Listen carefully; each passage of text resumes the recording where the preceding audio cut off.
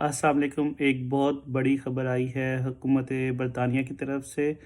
11 فروری سے day 2 arrival test جو ہے، یعنی کہ جب آپ ارائیو کرتے ہیں یو کے میں، اس میں جو ڈے 2 کا ٹیسٹ جو پہلے پی سی آر تھا، اب اس کو چینج کر کے لیٹر فلوٹ کا ٹیسٹ کر دیتا، لیکن اب 11 فروری سے ڈے 2 کا ٹیسٹ ارائیول پر مکمل طور پہ ختم ہو جائے گا اگر آپ فلی ویکسینیٹڈ ہیں۔